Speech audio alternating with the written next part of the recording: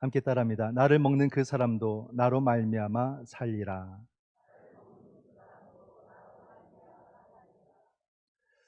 어떻게 사셨습니까? 한 주간 우리 삶의 당면한 문제, 우리가 지금 감당하고 있는 문제들도 만만치 않고 작지 않은데 요즘 날씨도 안 도와주니까 더 살기가 힘든 그런 시간이 아닐까 그런 생각이 들고 생각하면 좀 마음이 짠합니다.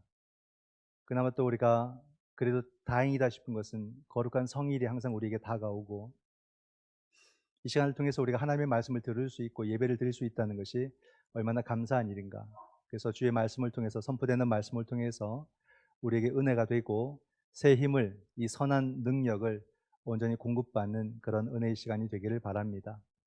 오늘 우리는 다시 지난주의 말씀을 이어서 한 번 더 가려고 합니다. 이 이야기에 우리에게 어떤 의미가 있는가를 잘 찾아간다면 참 좋겠고, 그래서 그저 그냥 복잡하고 어려운 이야기가 아니라 내 삶으로 반드시 가져갈 수 있는 그런 말씀이 되기를 소망하면서 저도 힘써 보겠습니다. 이 말씀들을 정말 잘 전하고는 싶지만은 이 스피커의 부족함으로 인해서, 저의 부족함으로 인해서 어려울 수도 있겠다는 생각을 하지만, 그러나 우리 모두가 함께 힘쓴다면 또 하나님께서 우리에게 가장 좋은 은혜의 시간을 만들어 주실 것이다, 그런 마음을 가지고 다시 용기를 내게 됩니다. 지난주의 말씀을 기억하시나요? 기억이 안 나시죠? 잘. 그냥 오병이어 사건이 있었다.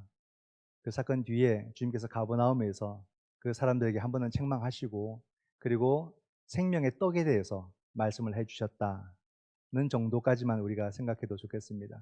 그리고 그 생명의 떡이 누구시라고요? 예수님 당신 자신이라고 이렇게 말씀을 하셨습니다. 그래서 우리는 그 생명의 떡이 참 중요한데, 가버나움으로 주님께서 가셨어요. 오병이어 이후에. 이제 군중들도 그 다음 날 주님이 없어진 것을 보고 가버나움으로 찾아갑니다. 근데 그들이 가버나움에 갔던 이유는 주님이 기대했던 것과는 달랐죠. 그들이 믿음의 문제 때문에 가버나움으로 주님을 찾아왔다면 주님은 정말 기뻤을 거예요. 그 오병의 참된 의미를 깨닫고 주님을 찾았다면 너무 좋았을 텐데, 주님이 그들을 보니까 그런 믿음의 의미로 주님을 찾아온 게 아니라 먹고 사는 문제로 주님을 찾아온 거예요. 먹고 사는 문제. 먹고 사는 문제는 우리에게 너무 중요합니다. 그러나 여러분, 그것을 교회가 여러분들에게 제공해 줄 수는 없어요. 말씀으로 제공해 주기는 어렵습니다. 그것은 여러분들이 더 잘 하실 거예요.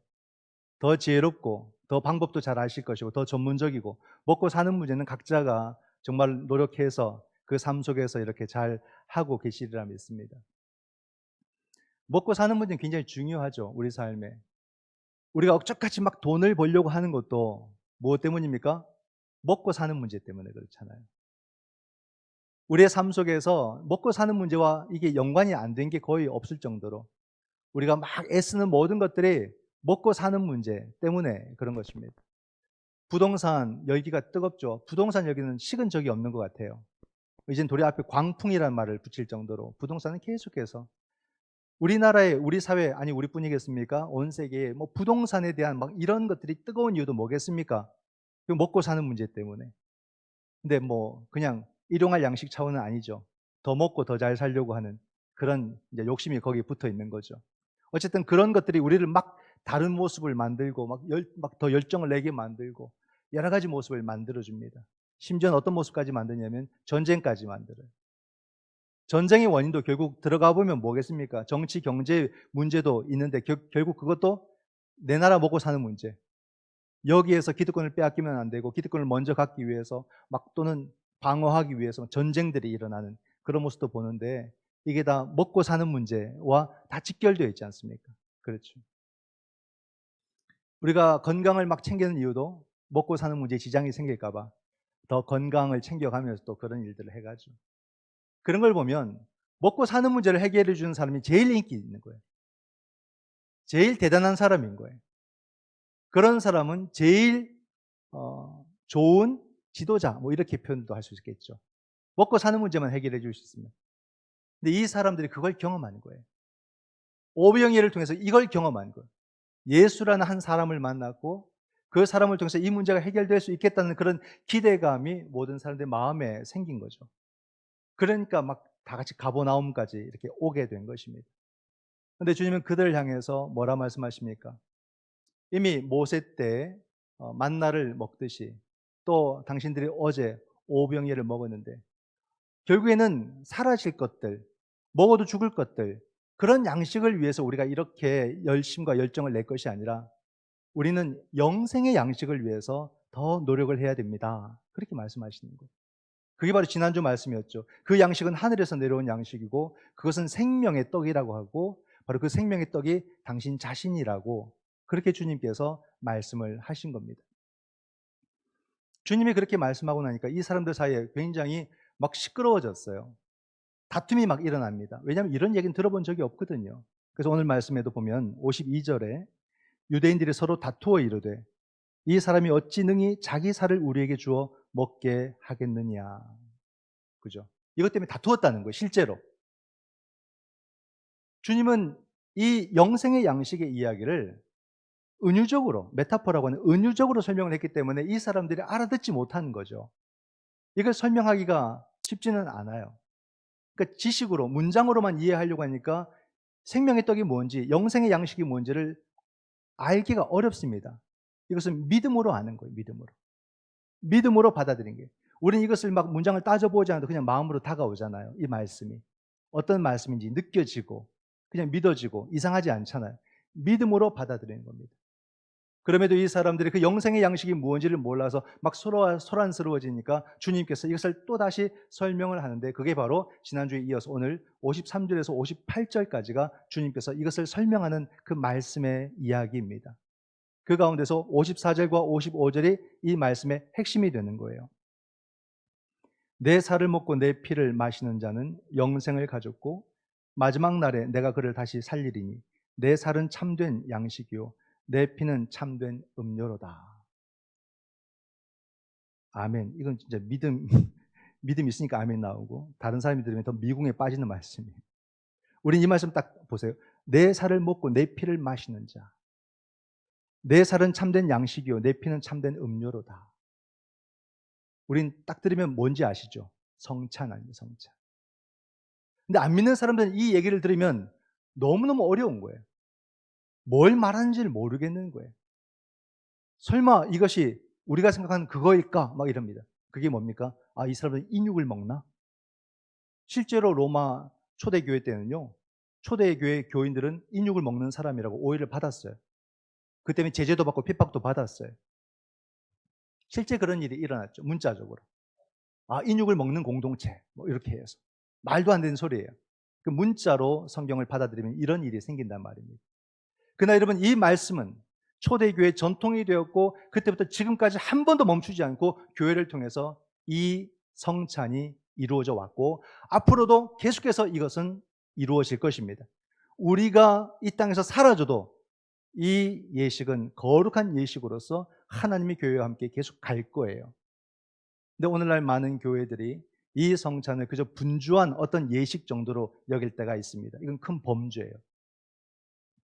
이게 얼마나 우리에게 우리 믿음에 있어서 중요한 예식인데 아유 뭐 성찬식 곧 다가오네. 아유 번거롭다. 아우 뭐 복잡하다. 사람들 나왔다가 또 들어가고 아우 힘들다. 좀 앉았다 일어났다 어려운데 좀 간단하게 뭐 하거나 안 하면 어떨까? 이런 생각하는 사람들이 있단 말이죠.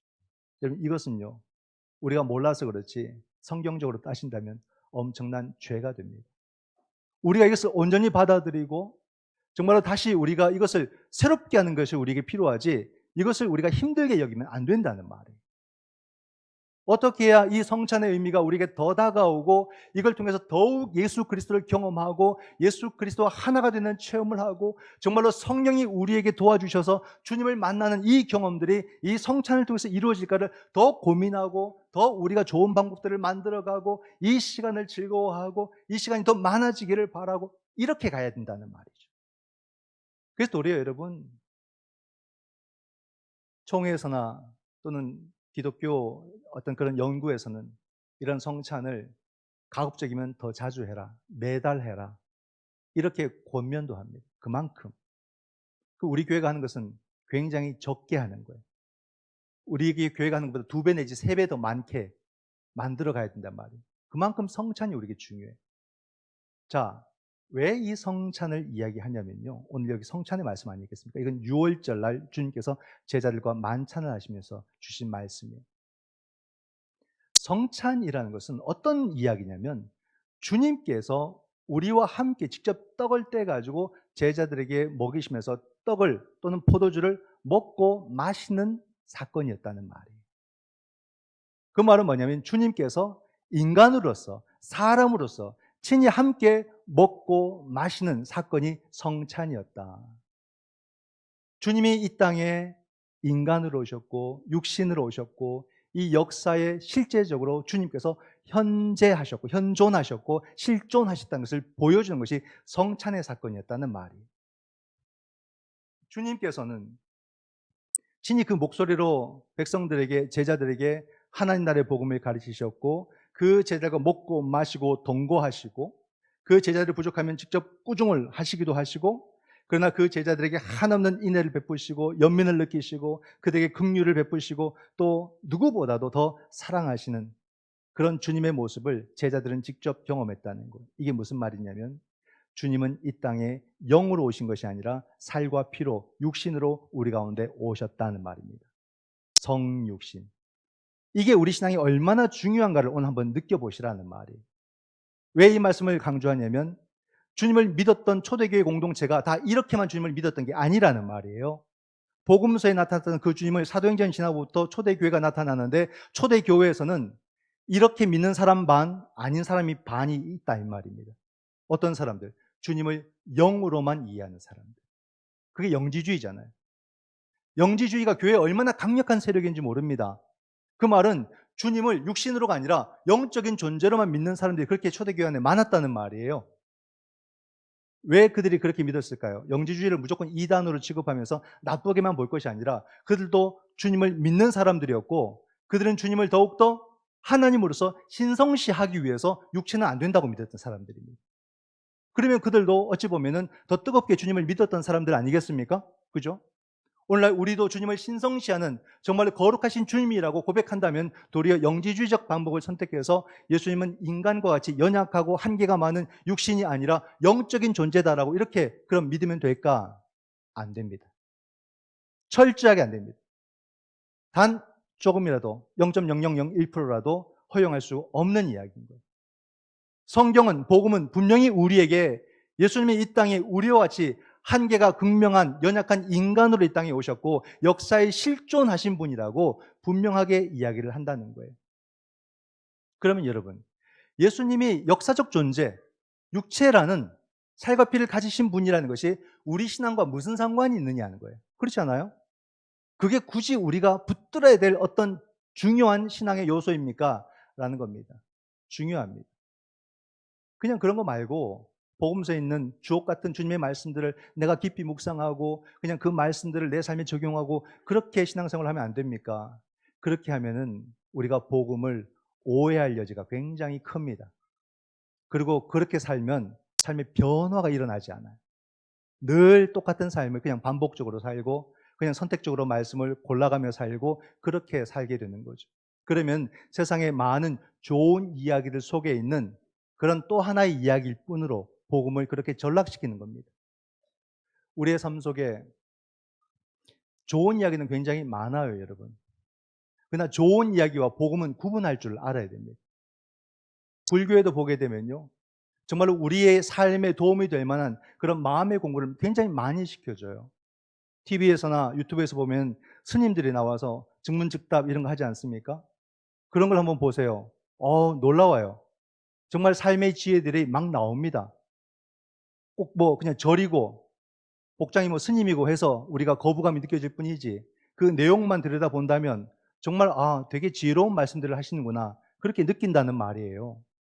실제 많이 내 삶에 적용하면 도움도 되고 또 우리가 잘 아는 오은영 박사님 같은 분들 정신적 이 심리학으로 가지고 또 뭐 삶의 솔루션을 제공해 주는 전문가들 아닙니까? 거기에 관한 많은 것들을 전문적으로 연구를 했고 학위도 받았고 그러므로 삶의 많은 이야기들을 듣고서 거기에 합당한 솔루션을 제공해 주게 되면은 그 사람이나 그 가정이나 큰 도움을 받는 그런 일들을 우리가 보게 되고 또 우리가 TV로 보면서 그것을 내 삶에 적용해 보면 나에게도 도움되는 일이 많죠.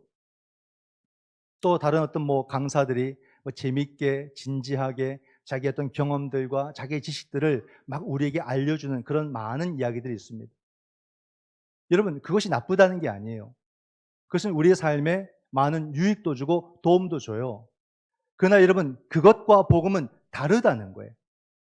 이것을 뒤섞어서 이것도 좋고 저것도 좋다, 복음도 좋고 그것도 좋고, 이렇게 우리가 복음을 대해서는 안 된다는 뜻입니다.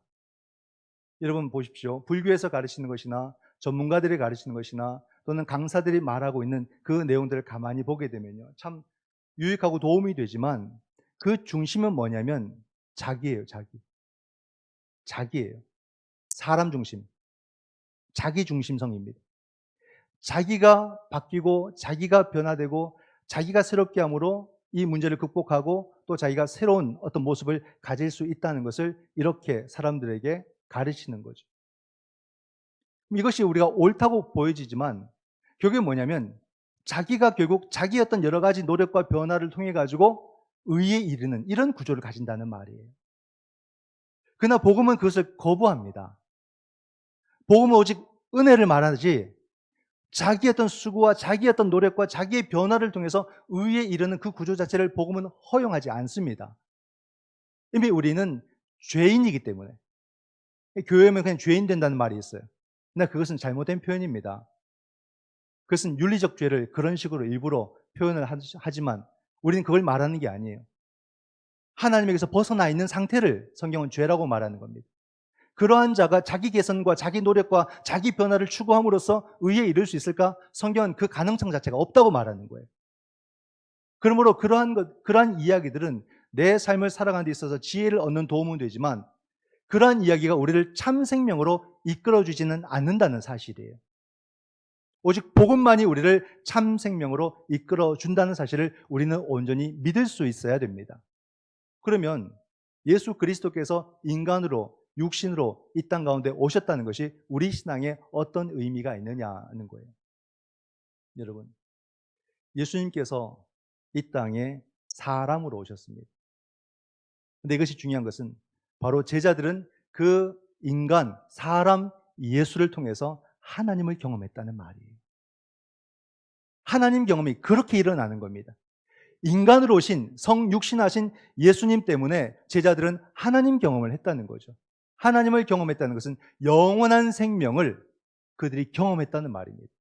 그들이 지금까지 알지도 못했던, 경험해보지 못했던 영원한 생명이라는 것을 내 옆에서 정말로 한 사람으로 계셨던 그 예수님을 통해서 경험했다는 말이에요. 그러므로 생명의 또 다른 차원을 그들이 알게 되는 그 계기가 예수님을 통해서 일어났다는 말입니다. 이게 얼마나 놀라운 발견이냐면 우리가 경험하고 우리가 알고 있는 생명은 지극히 연약해요. 우리의 생명이 얼마나 연약한가. 우린 생명에 대해서 이렇게 평가를 합니다. 가진 것이 많은 사람은 좀 그 생명이 든든해 보이고 가진 것이 없는 사람들은 그 생명이 좀 연약해 보이고 불안해 보이고 우리는 그렇게 생명을 많이 판단하거든요.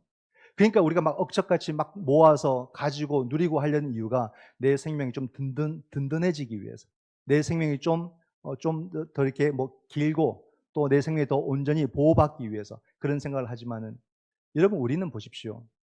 이것은 착시 현상인 거예요. 우리가 얼마나 가졌든지 상관없이 우리는 여러분 보십시오. 마음이 한번 무너져도 또 내 삶에 병이 다가와도 우리의 몸과 우리의 육신은 언제든지 사라질 수 있다는 겁니다. 이래나 저래나 우리는 결국 죽는 생명이라는 말이에요. 아무리 우리가 내 삶에 애착을 가지고 자기 애가 강해도 우린 죽음 앞에서 우리의 삶이 끝나고 만다는 사실입니다. 이거를 우리는 간과할 수가 없는 거예요. 그럼 신앙이라는 것은 뭐냐? 신앙이라는 것은 그 끝이 아니라는 것을 우리에게 알려주는 게 신앙이에요. 우리는 죽지만 우리는 부활의 생명으로 다시 태어난다고 하는 이 믿음을 우리에게 주는 것이 신앙의 세계라는 말입니다. 예수님은 이 땅 가운데 육신으로 오셨지만 부활의 생명이 되셨어요. 예수님이 이 땅 가운데 현존하셨지만 예수님은 영원한 생명이 되셨어요.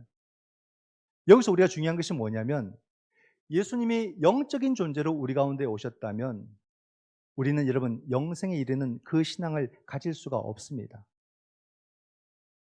예수님께서 이 영지주의자들이 말하는 그러면 예수님 우리가 보았던 예수님이 뭐냐? 그건 그림자라 그랬어요. 그림자.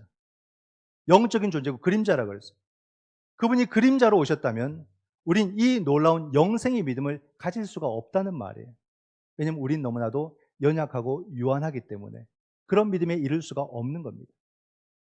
우리를 아시기 때문에 주님께서는 우리가 똑같은 이 연약한 육신으로 이 땅에 오셨고, 우리는 그분을 매개로 하나님을 경험하게 되고 그분을 매개로 우리가 영생에 이르는 믿음에 이르도록 주님께서 이 땅 가운데 성육신하셨다는 말입니다. 그러므로 주님께서 왜 우리와 동일한 인간의 모습으로 이 땅에 오시는 것이 우리 신앙에 꼭 필요하고 왜 중요하냐면, 인간으로 오신 예수님이 아니고서는 우리는 하나님을 경험할 수 없고, 그 예수님이 아니고서는 이 영생의 믿음을 어느 누구도 가질 수 없기 때문에 주님은 우리와 똑같은 인간의 모습으로 이 땅에 오셨다는 사실이에요.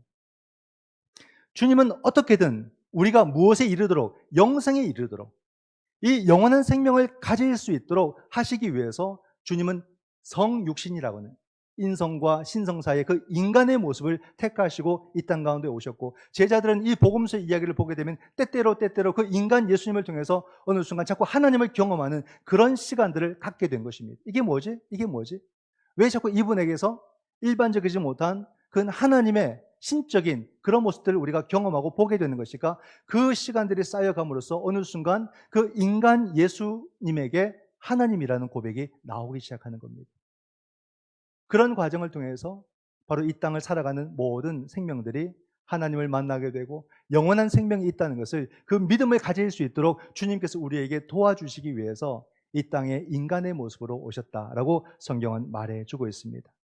57절 말씀을 보게 되면, 살아계신 아버지께서 나를 보내심에 내가 아버지로 말미암아 사는 것 같이 나를 먹는 그 사람도 나로 말미암아 살리라. 여러분, 이 말씀이 바로 영생의 비밀이 그대로 담겨져 있지 않습니까? 살아계신 아버지께서 나를 보내심에 내가 아버지로 말미암아 사는 것 같이 나를 먹는 그 사람도 나로 말미암아 살리라. 우리가 주님을 먹고 우리가 주님을 마셔야만이 우리는 영생이라는 놀라운 구원의 은혜를 경험할 수 있기 때문에 주님은 살과 피로 오실 수밖에 없었다는 말. 하나님이 생명이시고 예수님이 그 생명을 우리에게 전해주시는 분이라고 말씀하고 있습니다. 바로 주님이 참 생명이고 우리는 이 참 생명을 주님을 통해서 얻어야 된다는 말이에요. 우리가 가지고자 하는 그 생명은 만나처럼 오병이어처럼 영원히 갖지 못하는, 언젠가는 사라질, 그걸 먹지만 죽을 수밖에 없는 그런 생명들 아니겠습니까? 물론 살아갈 동안에는 여러분 이런 생명도 필요해요. 열심히 먹고 사는 문제 일을 하고 노력을 하고 그런 것들을 우리 삶 속에서 가져가는 것도 좋지만, 우리가 예수 그리스도의 제자라면 먹고 사는 문제에 너무 치우치다가 흔들릴 수는 있어도 삶의 방향은 잃어서는 안 된다는 말이에요. 우리의 삶의 방향은 예수 그리스도요 참 생명이 되어야 한단 말입니다. 방향을 놓치면 이게 죄라는 말이에요. 하마르티야. 우리가 부족하고 먹고 사는 문제 때문에 흔들리는 믿음의 모습을 보여줘도 방향을 놓치지 말고 가라고 주님께서 말씀해 주고 있다는 말이에요. 오늘 내 삶이 좀 욕심껏, 오늘 내 삶이 좀 욕망껏 살아가는 흔들림은 있지만 방향을 놓치지 말라고 오늘 예수님께서 우리에게 말씀해 주고 있어요. 나를 먹는 그 사람도 나로 말미암아 살리라. 왜 삽니까? 바로 주님이 생명이시기 때문에. 그러므로 그 주님이 내 생명의 주인 되신다고 주님께서 말씀해 주고 있습니다. 우린 이 방향을 절대 놓치지 말아야 되고 이 방향 안에 참 생명이 있다는 것을 우리는 믿으면서 살아가야 됩니다. 58절에 주님의 마지막 말씀이 나옵니다. 이것은 하늘에서 내려온 떡이니 조상들이 먹고도 죽은 그것과 같지 아니하여 이 떡을 먹는 자는 영원히 살리라. 이 떡을 먹는 자는 영원히 살리라. 이 떡은 무엇입니까? 예수 그리스도, 예수님 자신이죠.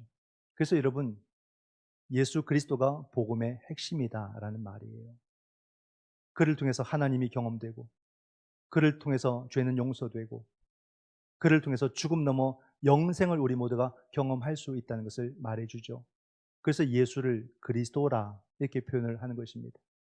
여러분, 왜 예수님이 성육신 하셨다는 것을 강조하고, 왜 성육신 하신 예수 그리스도를 먹고 마심으로 우리가 영생에 이른다는 이 사실을 강조하는 것일까라는 거예요. 그냥 영생을 얻었다는 뜻입니까? 그렇죠. 여러분, 우리가 감당할 수 없는 이 놀라운 은혜의 사건, 영생이라는 것을 예수 그리스도께서 이루셨다는 것은 곧 오늘의 이 나의 삶도 주님께서 책임지신다라는 뜻입니다. 영생을 허락하시기까지 내게 구원의 은혜를 베풀어 주신 주님께서 먹고 사는 문제로 흔들리며 괴로워하며 또 이 길을 걸어가는 내 삶을 주님께서 책임져 주시지 않겠느냐는 거예요. 다른 말씀으로는 여러분을 위로할 수 없고 여러분들에게 어떤 것도 전해드릴 수 없습니다. 여러분들의 그 모든 삶을 책임져 주시고 보호해 주시고 이끌어 주실 분 예수 그리스도에게 집중하시기 바랍니다. 우리에게 영생을 허락하신 분께서 이 짧은 인생을 주님께서 책임져 주시지 않을까? 영생의 믿음만 갖고 있어도 이 삶을 견뎌내겠는데 이 삶까지도 주님께서 책임져 주신다고 하니 얼마나 감사합니까? 오늘의 이 삶을 여러분들 불평과 원망으로 보내지 마시고 영생을 허락하신 예수 그리스도와 함께 동행하는 복된 삶이 다 되시기를 주님의 이름으로 축원드립니다. 아멘. 기도하겠습니다.